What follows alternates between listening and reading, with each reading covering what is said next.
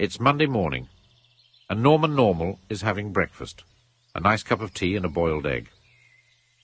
Suddenly, there was a knock on the door. It was Mr. Shitsack from the Conservative and Unionist Party, and he very much would like Norman to vote for him in the upcoming elections. Norman isn't sure.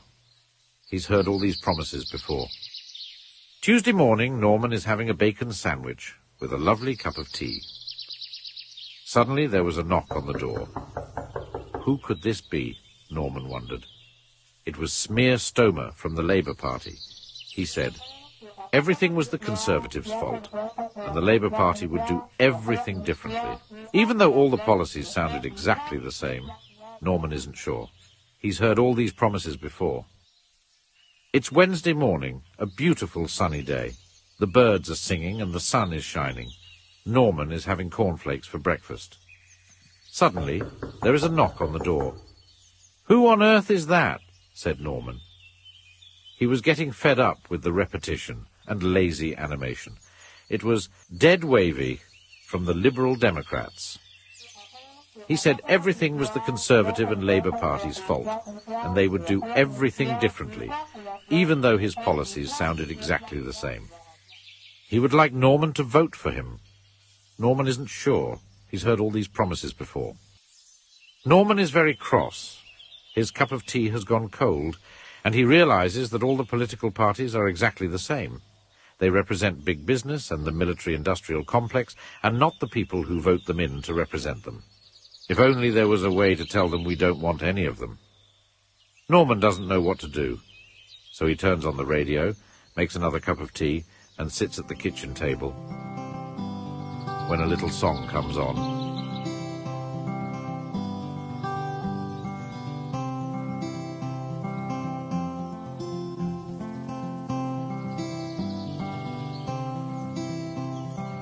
If you are feeling dispossessed,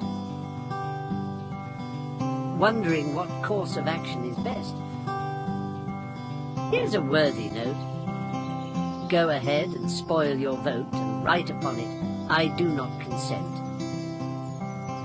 Every vote is counted, you see.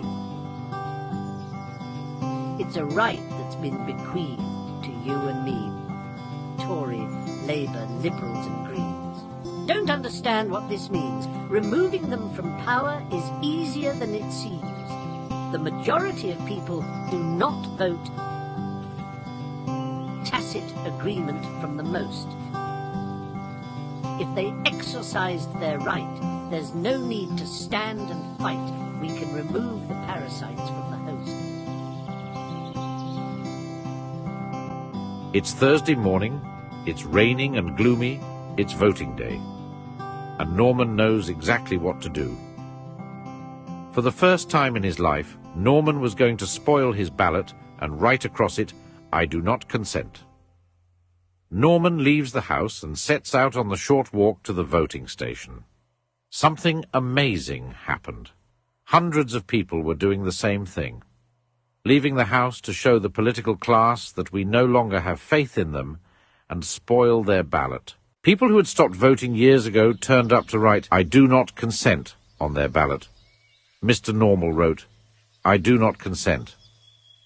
Mr. Farmer wrote, I do not consent. Mr. Inner City Violence wrote, I do not consent.